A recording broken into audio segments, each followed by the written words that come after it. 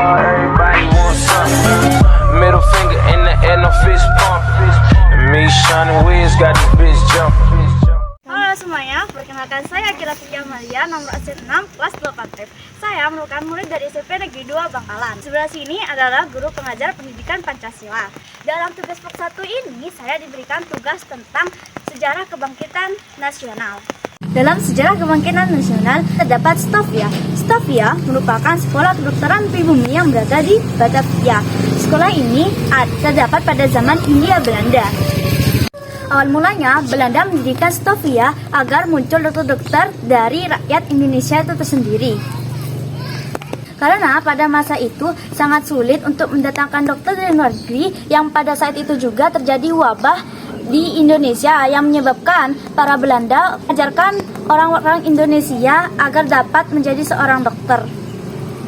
Rupanya, kehadiran Stovia dapat melahirkan kaum intelektual yang berada di Indonesia. Para pelajar juga dapat bertukar pikiran dan ide gagasan mereka dalam semangat nasionalisme. Oleh karena itu, pelajar dari Stovia yang bertukar pikiran sehingga menciptakan organisasi.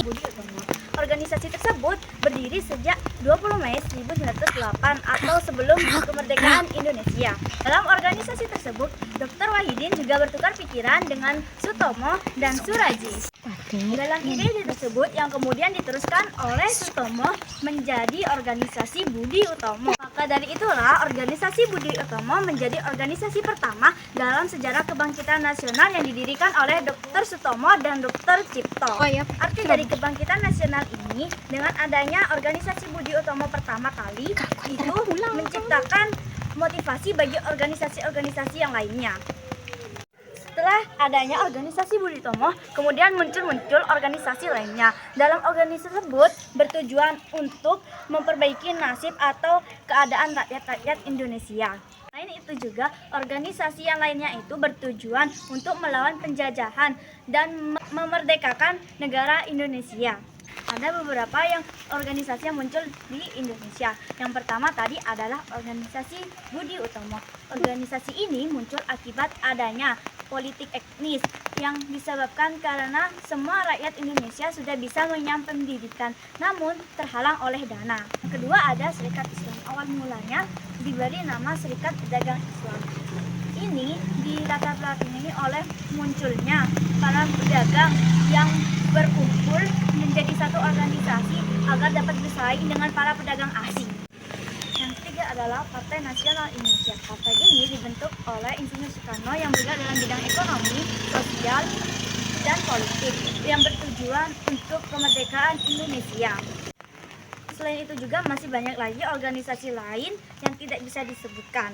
Dalam politik etnis ini, Belanda mengajarkan rakyat Indonesia sebagai seorang yang terpelajar melalui program pendidikan atau juga yang bisa disebut dengan politik etnis. Politik etnis memiliki 3 pilar. Yang pertama ada irigasi, imigrasi, dan edukasi. Yang pertama adalah irigasi. Irigasi adalah perbaikan dan pertanian. Terus imigrasi adalah mengajak para pribumi untuk bertransmigrasi. Yang terakhir adalah edukasi. Edukasi itu sendiri yaitu mengajak para pribumi untuk dapat mengenyam pendidikan, mendirikan sekolah, dan dapat memperluas pengajaran. Tadi adalah sejarah singkat tentang kebangkitan nasional. Itu saja dari saya. Sekian dan terima kasih.